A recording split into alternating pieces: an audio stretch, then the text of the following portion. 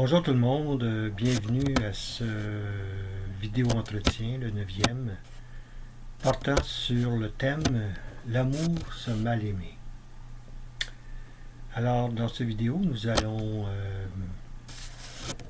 à la lumière de ce que nous avons vu aux vidéos précédentes, c'est-à-dire la distinction entre le petit moi, ou le moi inférieur, et le soi transpersonnel, comme l'appelle le psychologue Roberto Assagioli, ou simplement l'être que nous sommes.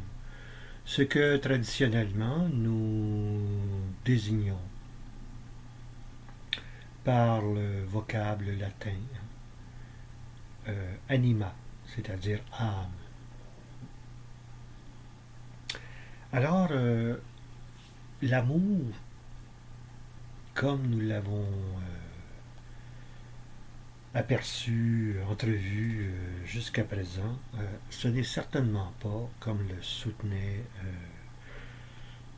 entre autres Jean-Jacques Rousseau, ce philosophe du siècle des Lumières, ce représentant du romantisme en littérature et en musique. L'amour, ce n'est pas un sentiment, une simple émotion. L'amour, en réalité, c'est d'abord et avant tout une relation, un échange. Mais un échange d'un type assez particulier ou spécial, en ce sens que l'amour, c'est un échange où l'on donne, il s'agit d'un don à l'autre, à un autre, quelque chose de grand. Et en retour, l'autre nous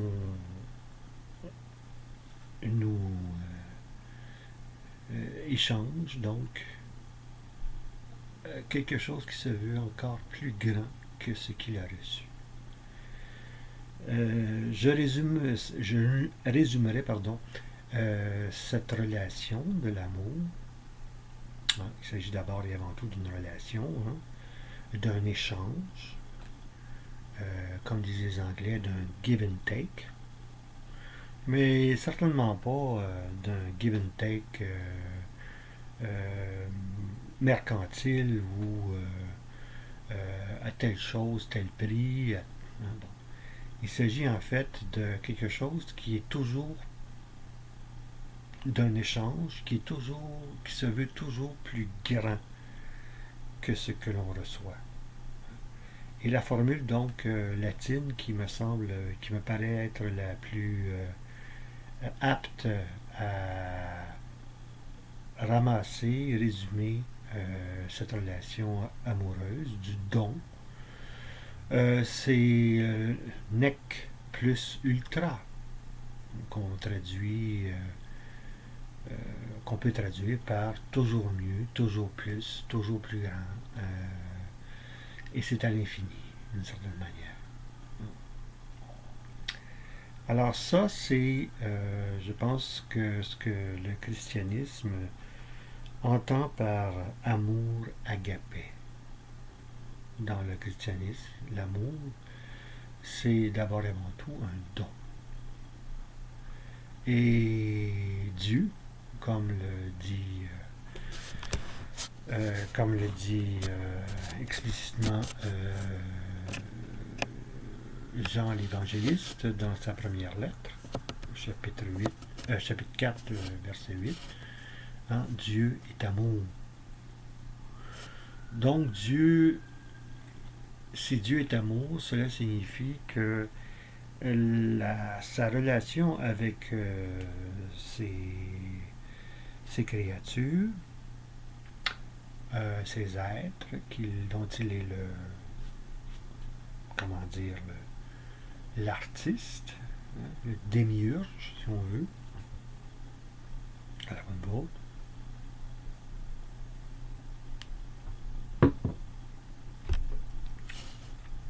Alors Dieu entre en relation avec nous, ses créatures, ses enfants, comme on le dit dans la tradition évangélique, nous sommes les enfants de Dieu. Donc nous entrons en relation avec Dieu dans une relation agapéique qui est celle du don, marquée par le nec plus ultra. Toujours mieux, toujours plus, etc. Alors c'est ça l'amour au sens supérieur du terme, que seul l'être ou le soi transpersonnel, comme l'appelle Sadhguru, est en mesure de correspondre. Le moi, le petit moi, le moi inférieur, lui, n'est que dans une relation de, si on peut appeler ça relation, parce que l'autre pour lui n'existe que dans la mesure où l'autre peut satisfaire ses désirs. Donc le moi inférieur, le petit moi, ne carbure qu'au désir. Hein, et d'où la formule de Hobbes que nous lisons dans le livre 1, chapitre 11, hein, où Hobbes énonce cette fameuse phrase: « Je place au premier rang, à titre de penchant universel de tout le genre humain, un désir inquiet d'acquérir puissance après puissance, désir qui ne cesse seulement qu'à la mort. » Alors le moi, le petit moi, n'est qu'une machine, passez-moi l'expression, hein, qu'une machine de désir, une machine, dirait Ayn Rand, visant la survie, sa survie. C'est ça qui caractérise donc le petit moi, le moi inférieur. Et il n'a pas accès, il ne peut avoir accès à l'amour au sens agapéique du terme, au sens de don. Hein. C'est au-delà de ses capacités. Il est limité. Alors, c'est véritablement le moi supérieur, le moi transpersonnel, l'être, qui peut seul entrer en relation amoureuse au sens d'une relation de don, où règne le net plus ultra, toujours plus, toujours mieux. C'est ça. Et ça, la preuve, c'est ce que les amants expérimentent. Hein? L'amant veut toujours en donner davantage en guise de témoignage de son amour. Hein? Et ça va jusqu'au don de soi, hein, de sa propre vie. Alors, mais évidemment, nous, modernes, nous avons réglé rapidement la chose et nous savons, ou nous prétendons savoir, que l'amour, en fait, n'est qu'égoïsme, que manifestation d'intérêt personnel, dans l'amour. Hein. Au fond, nous n'aimons jamais, nous n'aimons que nous-mêmes. Donc, et ça, l'égoïsme objectiviste, comme je l'ai appelé, celui d'Ayn Rand, c'est lui qui assure la survie de l'espèce. Hein? Et nous en sommes là depuis le siècle des Lumières.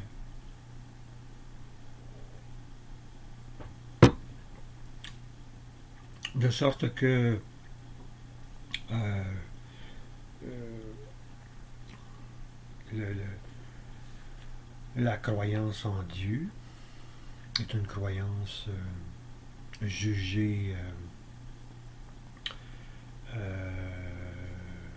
illusoire, au sens où, lorsque nous disons croire en Dieu, en fait, nous croyons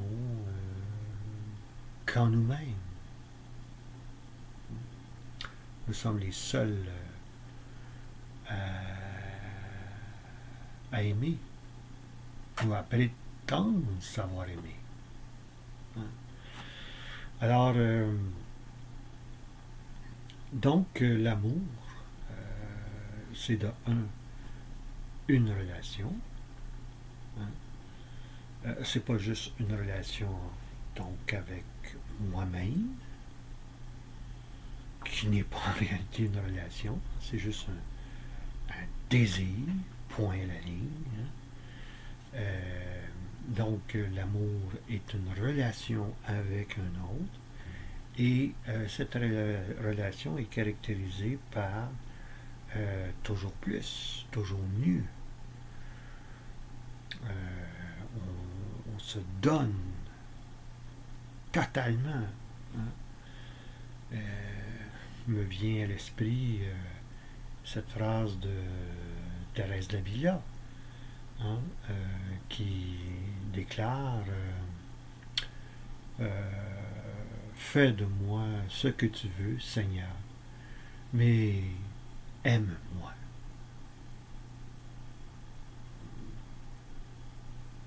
Ton amour, en d'autres termes, l'amour de Dieu, fait être Thérèse d'Avila, entre autres, mais tous ceux qui entrent en relation avec Dieu. Ce n'est que dans l'amour que nous nous réalisons pleinement et totalement.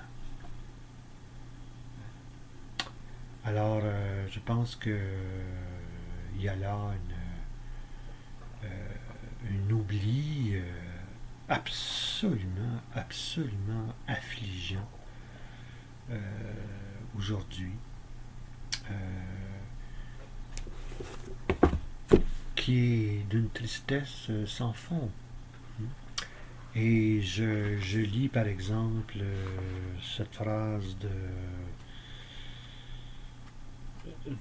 d'Antoine de Saint-Exupéry dans cette fameuse lettre au général X, écrit un an avant sa mort, ou en tout cas sa disparition,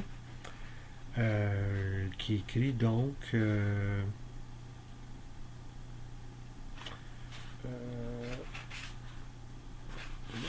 instant, oui, à la page 225 de l'édition Un sens à la vie, qui collige des textes des lettres de l'auteur du Petit Prince. Hein. Donc, Saint-Exupéry écrit « Je hais mon époque de toutes mes forces. » C'est fort, ça. L'homme, il meurt de soif. Quelle soif? Hein? De l'amour. Ah, général, il n'y a qu'un problème, un seul de par le monde, rendre aux hommes une signification spirituelle des inquiétudes spirituelles.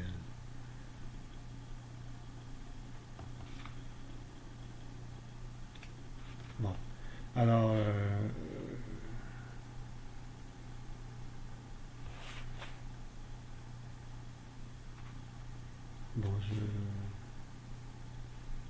tout cas, je parcours cette lettre admirable. Au fond, et il termine sa lettre en disant euh, que peut-on, que faut-il dire aux hommes? Eh bien, bonne question. Que faut-il dire aux hommes? En fait, il faut leur rappeler. Il faut leur rappeler la réalité de l'amour. Comme disait Saint Paul, rechercher les réalités d'en haut. Eh bien, l'amour, c'est une réalité supérieure qui est d'ordre supérieur et qui fait appel au moi supérieur.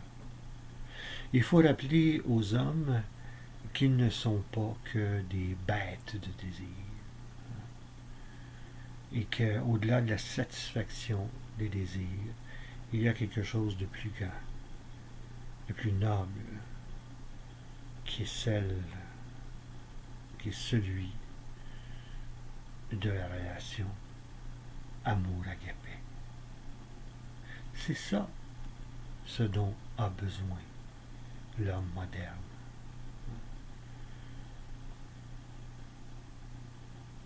Un sens, comme le titre du recueil d'Antoine de Saint-Exupéry, un sens à la vie. Le sens à la vie, ben, c'est le sens de l'amour. Le sens de cet amour qui est don, qui est orienté vers le nec plus ultra, toujours plus grand, toujours mieux. Ainsi, ainsi se trouve la véritable relation avec Dieu. Comme l'écrit encore Saint-Exupéry, il faut rendre aux hommes une signification spirituelle, des inquiétudes spirituelles.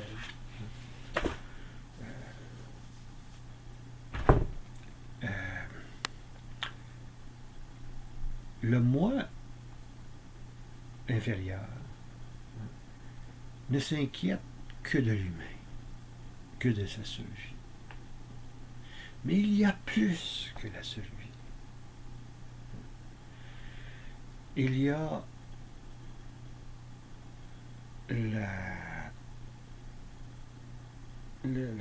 l'épanouissement. Ce que les Grecs appelaient eudémonia, qu'on a traduit par bonheur. Donc l'épanouissement. Nous sommes des êtres qui veulent s'épanouir pleinement et totalement. Et qui sont insatisfaits de la simple satisfaction de leur désir. Quand comprendrons-nous cela? Quand comprendrez-vous cela? À la prochaine.